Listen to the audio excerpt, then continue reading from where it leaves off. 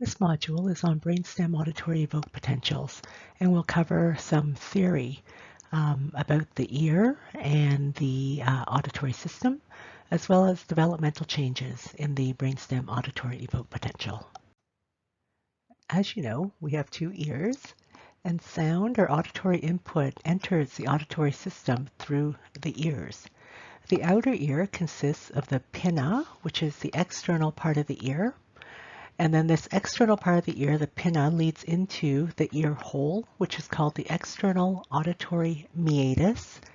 And that ear hole leads into the ear canal, the external auditory canal. When we follow the canal to the end, we find the eardrum, or the tympanic membrane. When sound reaches the eardrum, the sound waves create a pressure change on the eardrum that become like vibrations that hit the drum.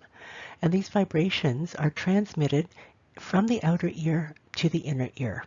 And the inner ear consists of three auditory bones called auditory ossicles.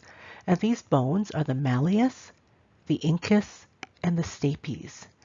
The stapes is attached to another window, another drum-like window called the oval window. And the stapes, when it touches the oval window, passes on the vibrations that it received from the eardrum to the oval window. And from here, the sound is transmitted to the inner ear. The major structure of the inner ear is the cochlea. The cochlea is a spiral structure that's filled with fluid. With one end is the oval window, and at the other end of this spiral structure is the round window. At the oval window, we just learned in the previous slide, the stapes, which are part of the middle ear, vibrates against the oval window to cause a displacement of the oval window. Now the entire cochlea is filled with fluid, and so when the oval window is displaced, it causes a movement in the fluid of the cochlea. And this movement causes hair cells, which are arranged along the entire length of the cochlea, to be displaced. They sway a little. And so the hair cells are attached to something called the organ of Corti. And the organ of Corti is the receptor which transduces the movement of the hair cells into nerve impulses. These nerve impulses generated by the organ of Corti are sent to the auditory nerve, which starts at the base of the cochlea at the oval window. So to recap, the receptors for sound are the hair cells, which are organized along the organ of Corti along the length of the cochlea.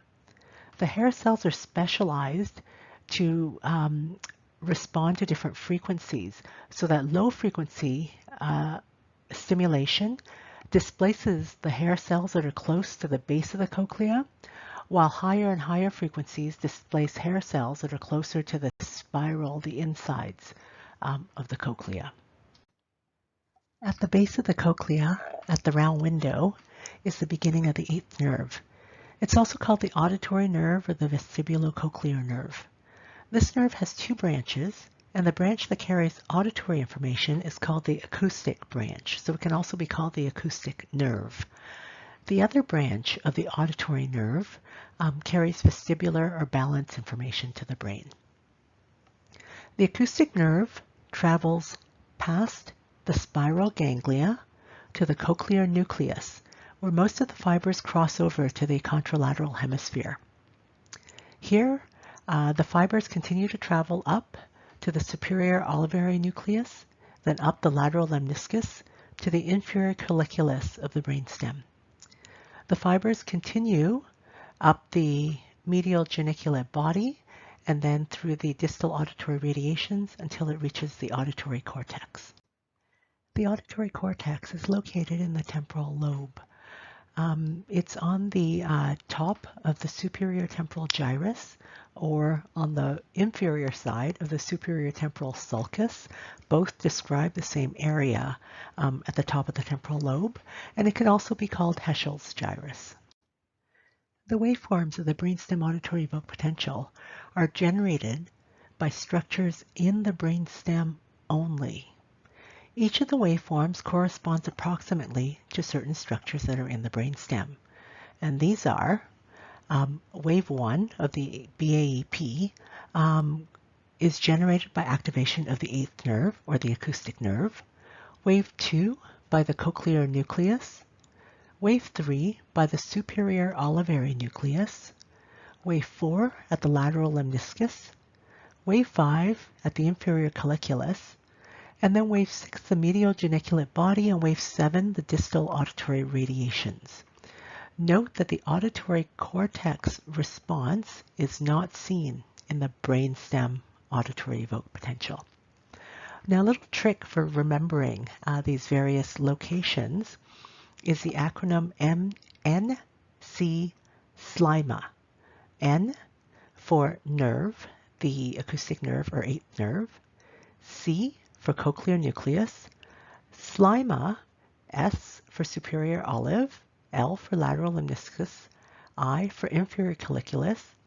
M for medial geniculate. And A for auditory radiations. Note that the wave 1 or the eighth nerve response is a simple nerve activation. And so it's not related to the cortex. And so if the patient is brain dead, the wave 1 can still be seen on a BAEP recording. Let's talk briefly now about the developmental changes in the brainstem auditory evoked potential. The BAEP can be seen in preterm infants, and as early as 28 to 30 weeks gestational age, the brainstem auditory response can be observed if the stimuli are presented at very high intensities, so very loud, and presented at very slow rates. And this is because the system is not as well developed, and so it needs a very strong stimulus to activate a response.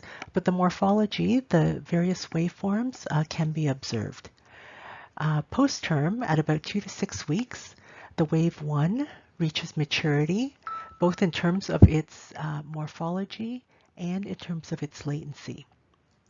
At age 18 months to 2 years, the wave 5 reaches maturity in terms of its morphology, and in terms of its latency and in terms of central conduction, these also reach mature values.